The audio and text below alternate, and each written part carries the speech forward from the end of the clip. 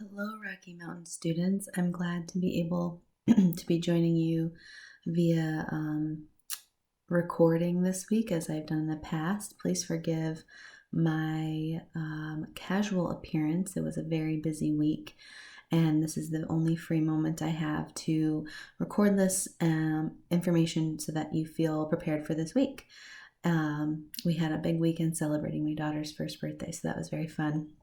But needless to say, looking forward to this week. Many of you have already been working on your interview assignment that's due this week. We are examining the focus on change management, at least in the assignment questions.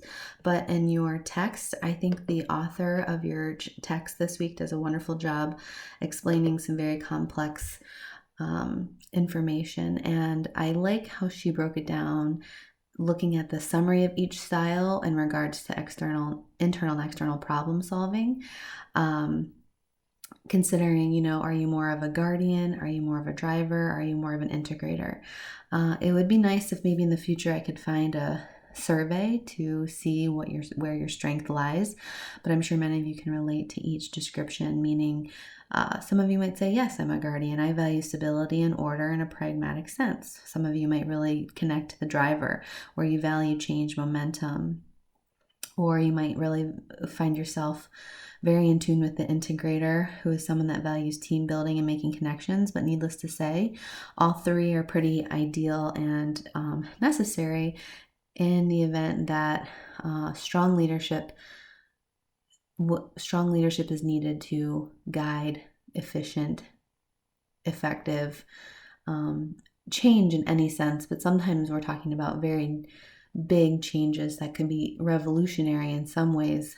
Coming off your brief topic assignments, there are many issues within SLP profession that need change. I mean, we're not going to change these overnight, but we need to consistently have a conversation about them and prioritize what we feel, or what speech language pathologists feel need immediate change. And anytime change happens, strong leadership needs to be at the forefront of that, because I'm sure you'll all experience times where policies changed, or the way you're going to do something in your clinic changed, or something along the lines that affects your daily practice and it wasn't rolled out well, you weren't communicated about it very well, you feel like you're just kind of being handed orders and you had nothing to do with the process of creating that change, but it affects you. So that can be frustrating at times. So we're going to be focusing on that for this week.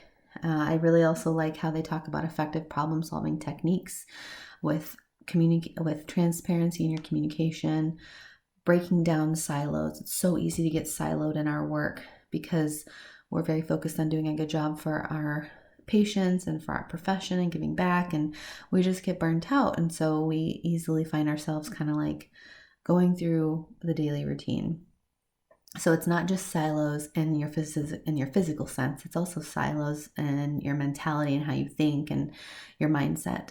Also, in that, you would have to remain open-minded to be able to contribute to the change process. And many times we might hear something in the midst of change and you think, how in the world is that going to work? That doesn't make any sense at all. But that's your immediate visceral reaction. When you really sit down and can have a transparent conversation with the people making these suggestions, or you're making the suggestions and that's the feedback you're getting, it really takes away this, or at least it has the potential to lessen the resistance to change when you can really talk about it versus jumping to conclusions about how something's going to happen.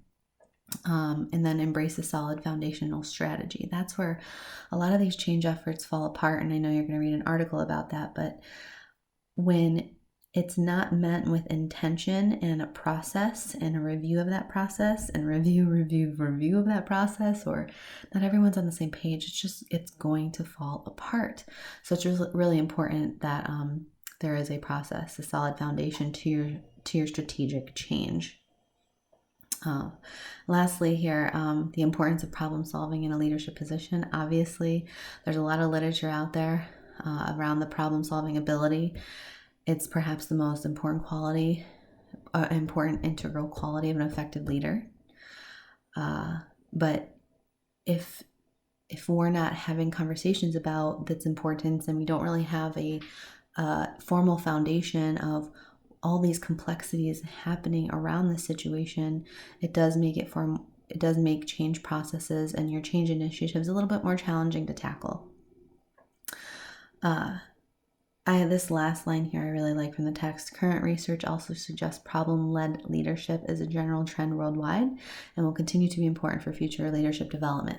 I think that's really a really powerful statement, because problem-led leadership means that someone in a leadership role is thinking ahead, not necessarily always problem solving in real time, but they're able to anticipate barriers to change, or they're able to anticipate what's happening in the external environment or outside of their work that's going to impact the internal environment.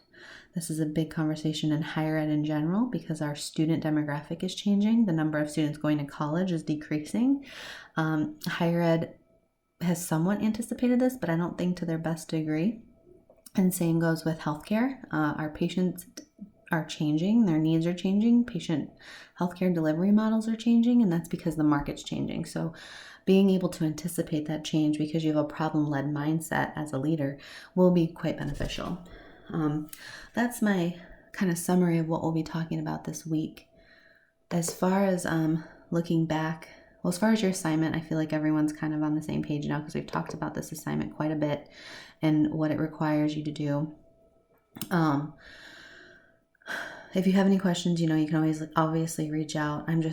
Can't believe it's already the middle of the semester. We're halfway through, and I know many of you like to work ahead. So if anything doesn't make sense, or you're working on an assignment and you need some clarity, you always feel free to ask out. Most of you do a pretty good job at that. But my last couple notes here about what I wanted to share this week in review. We were able to get through all the brief assignments. Grading was completed by Friday, this past Friday. And for the most part, everyone got a decent amount of feedback. We broke down kind of the grades and the rubric in our feedback. And for many of you, like I said, you brought up very valid points and concerns in the professional trends that are happening, or issues in your field.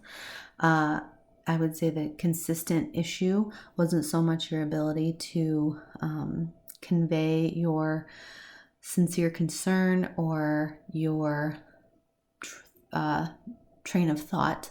More so, many of you are still developing your APA academic writing and tone, and that will come just the more repetitions and more experience you get in that style of writing, because it can kind of take some time to just get comfortable with that. But you will find that the value in a formally written paper and how it can translate and help you work out some kinks later on for your capstone is quite helpful, or at least that's the feedback that I've gotten. But I did really enjoy reading those and kind of hearing you all passionately convey your concern. Like I said, are you going to change the world overnight? Unfortunately, no. But now that you have some more formal training and skills and knowledge, and maybe a different perspective on the matter and how to go about being patient-centered because of your caseload, or whatever it may be, take some action. Do something with it. Talk to administrators, or talk to people that have a voice at the table. And if you feel voiceless, then that's where you start. You find out who you need to speak to, or how you can feel empowered, so that you don't feel like you have no skin in this game. Because being a passive person, being a passive professional, doesn't really do anything for you, for your profession, for your field, or your patients. And that's a step in the right direction as it relates to leadership. So that's kind of my 2 cents on the brief assignment. And I already reviewed the content for this week. So I look forward to reading those interviews you're sending in. Remember, you are transcribing word for word the interview questions. You do not have to transcribe word for word the responses, because for some of you, you might be having pretty long conversations. And the point of this assignment is to not focus on your qualitative research abilities. The point of this assignment is for you to show me through your interview questions. You have thoughtfully devised a set of questions, the ones that I provided, or you've come up with your own on your own. related to change management and leadership in your field. And the other part of this assignment that is the focus is that you're able to not only summarize their responses, but find a way in your reflective piece to tie back in the concepts covered in leadership and change management. How do we take theory and put it into practice? How are we able to recognize when theory's been put into practice? It doesn't always work. The theoretical concepts aren't cookie cutter and they don't always work, but how can we find aspects of what's been attempted based on what we know now? So that's the focus. And I'm looking forward to reading those. I hope you all have a great week, and we will be in touch.